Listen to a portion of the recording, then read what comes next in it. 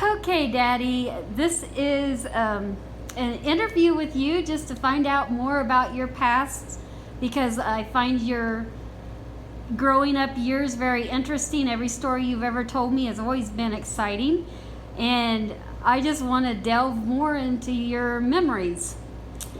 I don't know much I can remember anymore. Yeah. I've been shaky in my memory. Well, I know that you have trouble remembering what happened yesterday, but sometimes you remember things from 50, 60, 70 years ago, don't you? It's like I can remember my old phone number from the 1940s and can't remember the one I got now. Because they're trained. Yeah, train's going by. See, we do too have trains here. Yeah. We have a beautiful view here. We're back behind the little shop here in this quiet area. And first I thought I'd start off by asking you, imagine yourself as a little boy just starting out at school. What would have you been wearing? What would your clothes have looked like? What did you look like on your first day of first grade? I think I had wore overalls in those days. I remember it was one of the locomotives. Yep. I think that Mama had been dressed in overalls. Yeah.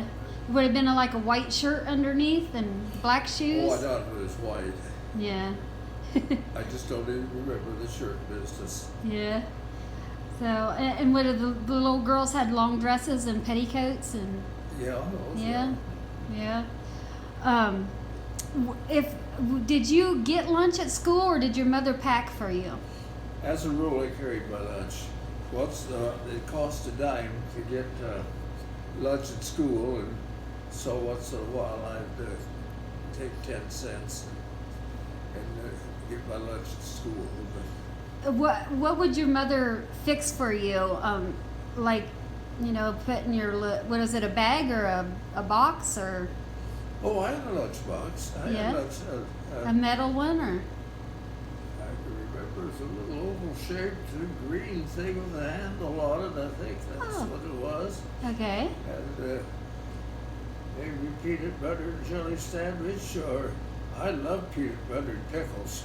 Oh. When Mama ran out of meat, she tried to always have some kind of lunch meat or something, but sometimes then she'd put in she'd run out of meat, she'd make it with peanut butter, and I love peanut butter, especially with peanut butter and jelly. I just really liked it when she made it like that.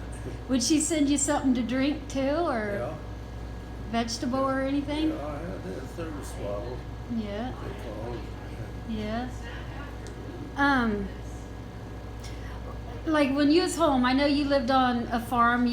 I know when you was a little older, you was out on the tractor, disking the fields, and you were helping with the cows and stuff. But what was you expected to do every day, your normal chores when you was a teenager? Goodness, I hardly know. I helped with the milking, of course, and then when I was 14,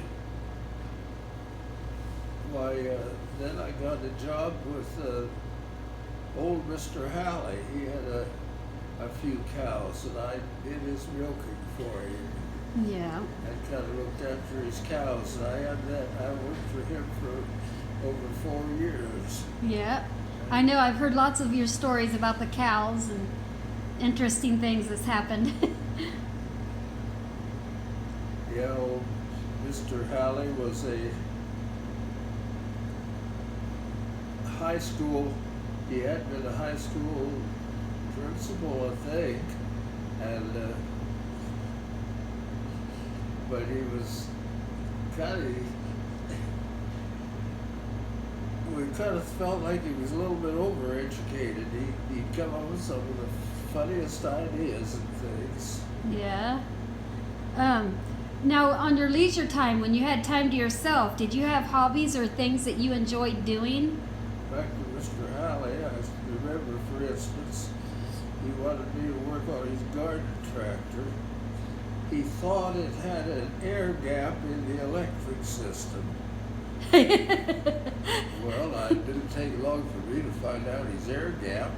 Spark plug was the spark plug wire was loose. Oh, I could have hooked it back up the way the tractor went. yeah. But it's funny how he couldn't find that. He thought it had an air gap in the electric system. It didn't have. That's funny. Yeah. Did you ever collect anything or have an interest in a hobby of any sort? Oh, I had a stamp collection. I think Danny's still got it. So, what was the cheapest stamp you ever remember? Oh, I don't know how to say that.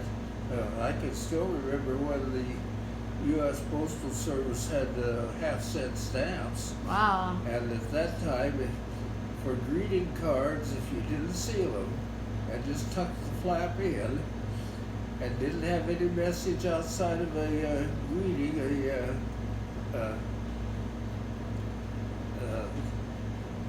at the on them or something like that, no, didn't write any message, why you could send it for 1.5 cents. Wow. So we used to buy those 1.5 cent stamps, and they also made an orange half-cent stamp. So sometimes we had lots of 1 cent stamps, and we'd just put a 1 cent and a half-cent stamp on, and we could mail our greeting cards and things like that, birthday cards and such, for just 1.5 cents. Yeah, back then they did a lot more of writing letters and sending things through the mail because yeah. they didn't have the Well, internet. My goodness, when you made a telephone call in those days, if it was a long distance call, it probably would cost you $2, $3, $4, $5 to talk 3 or 4, maybe 5 minutes or so. Really? And the operator would come on after 3 minutes and tell you that your time's up. Oh my. And that meant that from there on she was counting the time, and then you'd get a bill. So long distance phone calls had to be put through by the operator by hand. Right. And sometimes you'd wait an hour or so to get clear lines. She would have to plug it into the correct line then. The operator. Yeah. Yeah. Uh-huh. It's just enough to give me a little. It's interesting. So I've seen the automatic dotting system that we have today. I've seen the whole thing develop. I remember when they started it. Yeah, that is interesting. I was wanting to talk about that, about technology through the years and the impact it had you and your family, and any tolerance or intolerance of your family accepting any of the technology that progressed through the years. Do you have anything to say about that? Or? Oh, well, of course. I can still remember when my folks belonged to the Horse and Wigton Church. Was that the Old Order German Baptist? No, that was the Old Brethren Church. Old Brethren in Quinter, Kansas, or California? California. Oh, okay. And, oh, yes. Have meetings out in the barn. Yeah. Floor all covered with straw. My brother Eugene got fussy. He was just a babe, just a little fella. Yeah. One of the old ladies hands him a box to play with, and Mama saw what they were. Her husband box of matches. Oh no. She didn't think that was safe with all that straw in there. No, it wasn't. Oh yes, I remember that. But I know growing up, I remember you'd always get excited about anything that was like, or like a new watch or a calculator or something like that they'd come out with, and I didn't know if your parents ever were at a point where they didn't really accept certain things that came They out. never really fussed about things like that. My mama was at one time set against pictures, and she kind of made a fuss when we first started getting cameras and taking her own pictures. Yeah, I remembered you saying that she finally came to accept the camera, but Oh, well, yes, more than that, she finally got one and taking pictures of everything. do you know around what year it would have been that they got a car and then no longer had to do the horse and buggy? Back in the early days of my father's life, I think he owned a car. Then later on, just how he became, oh, well, let's see, how would this have been? I'm trying to think this thing through. There was a time when the Old Brother Church, of which we were part, divided over the use of cars, and I think it was because of Mom standing on the thing that she wanted to stay with those old order folks. So my father did get did drive a horse and buggy for a while, and then later on, why he got fed up with all their bickering and so forth. They did. They was just fussing at each other for the most trivial things, and he finally went back over to Salina Church and he got a car. Yeah, the Model A, or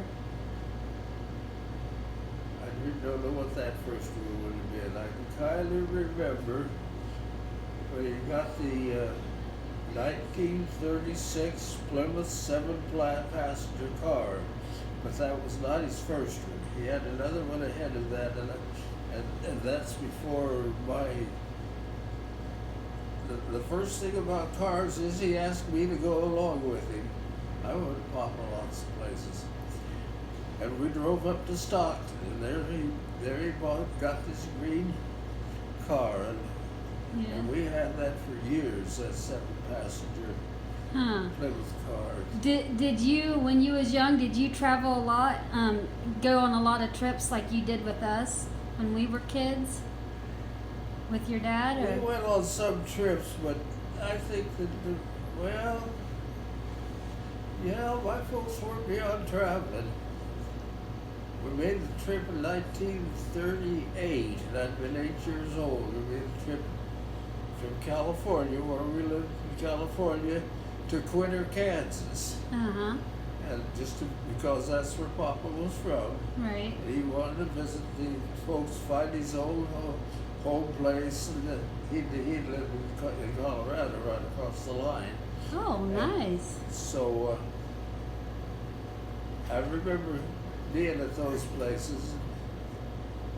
So was he up in the mountains in Colorado, in the No, Rockies? Way out on the eastern plains. Oh, okay.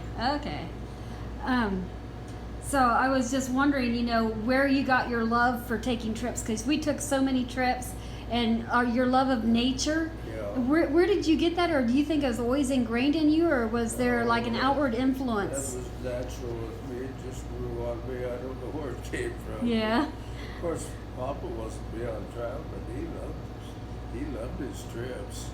Yeah. Mom would try to put the clamps on things sometimes, but Yeah. She was more strict than he was. Wasn't he more humorous like you? Oh yes, Papa could see a joke in anything. And she was more stern, or? Oh dear, she got so provoked with him because any goof that she'd make, he'd compare her to the cows and say that's just like an old cow. Then she got so aggravated at being compared with the cow. Yeah. Yeah. I don't remember your parents. I believe your father passed away after I was born, but I don't remember them. Let's see, you were born in what year? 71. Okay, and he passed away in 70. Oh, okay. I was thinking wrong then. Then my mother lived till 77. I should remember her think then. that's I would have right. been in first grade. I wanted you to talk about the clock that you gave Mommy, the reason you gave her the clock, and how it was used in your wedding, and how you changed it through the years. Would you like to talk about that? Do what? The clock that you gave Mommy. Oh, well, we didn't go for jewelry, of course, and it was a lot of fellows did that, give their chime clock or something like that. It's the wedding gift, and that's what. So I got her this chime clock, but the poor thing, every little bit after we had it, it wasn't long till the chime rods broke. Yeah. And I finally just gave up. I had set it in and had new chime rods put in, and they didn't last long. They soon broke off again. So I found out by that time that I could get an electronic works, Mm-hmm. and it had a nice strike, and so I converted the clock over to battery operated, and it had a speaker on it. A nice chime. Well, I'm proud to say, I'm so happy to say that I'm the one that ended out with it. I have it at my house now. The engagement clock, yep. Still strikes? Yep, yep. And I wanted you to tell the story about how you used it in your wedding. Didn't you have it to chime at 2 o'clock and you walked in? Or? Yes, yeah. I just thought that'd be appropriate, and I had heard of other people doing the same thing, and I thought it was. So I had the clock sitting there when it chimed for 2 o'clock while we just came downstairs. Yeah. We've been waiting upstairs. Okay. And that was November 2nd, 1963. And then Anna Marie came along a year later in August. Or not even a year, it's like 9.5 months. Right. So how was that when Anna Marie came, your first child? How was it? Did it just come natural for you, taking care of your first daughter, Yeah. or was there things that you needed to learn and was difficult? We had to learn a few things,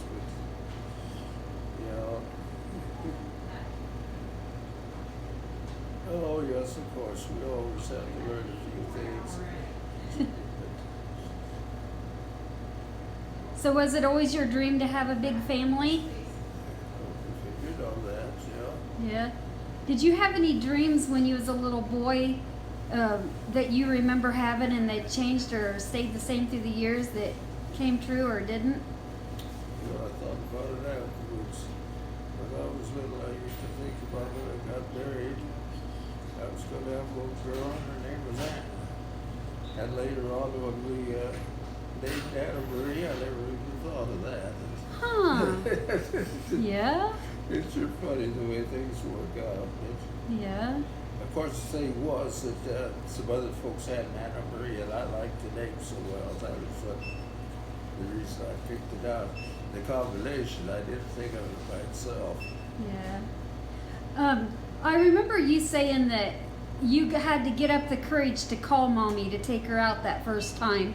And now Mommy didn't have a phone, so how did you call her? Oh, well, I knew where she was staying. After I remembered, she had made a trip to California with Florence Rapp, and so I knew where she was staying, and I guess, I don't really remember for sure, but I guess I looked the phone number up in the phone book and asked to talk to her. I think so. Now, was Or Mommy... Did I see her? I don't hardly know. I think that was the way it was. I think I talked to her on the phone. Yeah? After all, we did see each other at church once in a while too. But I don't think that was the way we did it. I think I called her. She agreed to go out with me, and then when I took her out, I didn't know what to do with her. So we in summer came back. Yeah. And then it's when we decided, it was right Christmas time. And I decided I'd heard about Christmas Tree Lane, and I didn't even know where it was. And so I went into the AAA and asked them about the Christmas Tree Lane in Sacramento. They informed me that Christmas Tree Lane was not in Sacramento, it was in Fresno. Oh, And gave me the no. information. And so that was the first time that we were together, and that was one of the nicest evenings I ever spent. Was Fresno was 90 miles to the south, so it took us over an hour to drive down there, hour and a half, at that time, Christmas Tree Lane was so nice and beautiful music playing. Oh. We tried it later after some of you children, we had some of you children, and we was very disappointed in it. By that time, the vandals had gotten to stealing the things that people were afraid to even put their decorations out anymore. I see. And the music had changed to your modern style music. Right. It was just kind of a disappointing second time. Yeah. But that first time, I thought their music was so beautiful. Yeah.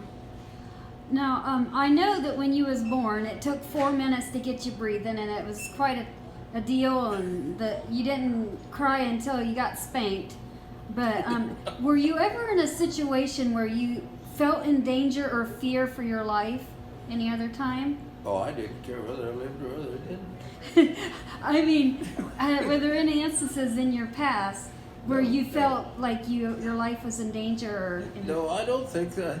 I wanted to always watch out for safety. I was very careful about that, and it didn't take long for me to learn to be careful where we went. I had some falls. I fell off the hay wagon a time or two, and by that time, I learned to watch where I was going. But I can still remember that. Oh goodness! I didn't knock my brains out. Yeah. I fell over backwards. Oh mercy, that hurt. Yeah. And I was just a little fella at that time. Did you get along well with your brothers and? Oh, well, let's forget that. So sometimes younger children can fuss and fight. I know that. Oh, well, yeah. Yeah. Now, did your father have an almond orchard, or am I incorrect on that? No, we did. Now remember, Papa didn't own much land, but he farmed a lot of it. He had Aunt Celesta and Aunt Mary's land to the west, and then Papa took care of most of Mr. Halley's land, the Right. one that I eventually went to milking cows for. And so my father took, that way he took care of a lot of that land. Mm-hmm. And Aunt Celesta had the apricot orchard, and also Papa had the peach orchard. And then we had a nice vineyard, raising the grapes. And then when they first got married, Jesse Culver, he was with us at Salina. Am I right about that? Or somebody gave them $20 to spend on trees for a new orchard. And they went over to Jesse's and bought $20 worth of trees, and that's where that orchard came from that the folks had out there east of the house. Huh. 4 olive trees, a fig tree, a prune tree, a hard shell almond, and a soft shell almond. A big English walnut tree. Oh my, if it still is, I think it's still there. And they planted a pecan tree, but they didn't realize that pecans must be interpollinated, and they only planted one tree, so it never produced much of anything. Don't dates have to be interpollinated as well? What? Don't dates have to be pollinated the Oh, same well, way? now dates, that's Southern California. We didn't have dates up there. A few people raised date palms, but no, that's Southern California, extreme Southern California. But the peaches, yeah, we have peaches, and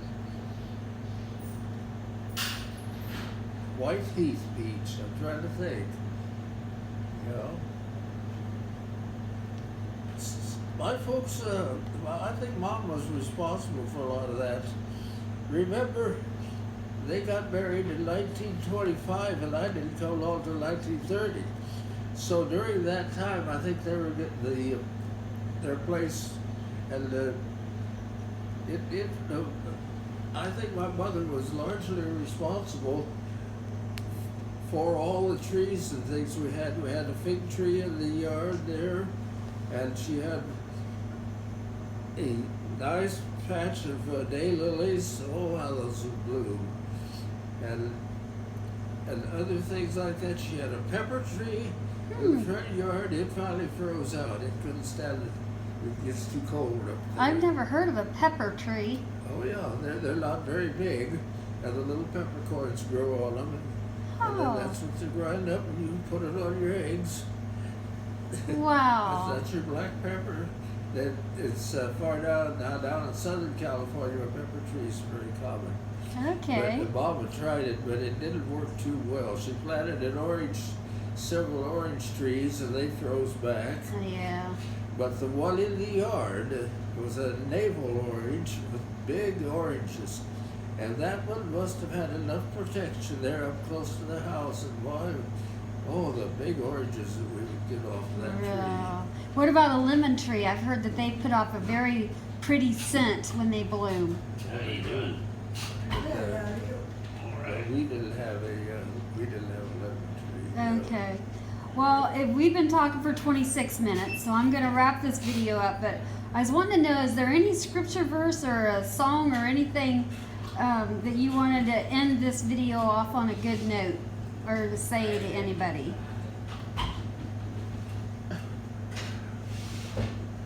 Well, I guess most Christians' favorite verse is John 3:16.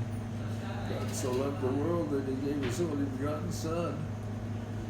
Yeah. Whosoever believes on him will not perish but have eternal life. That's a really There's good an one. everlasting life, however it says it. Yeah, it depends on the And then version. there's more to it. You can just go right ahead. There's more. But Yep. I don't know. Is there anything else you want to say before we shut the video off?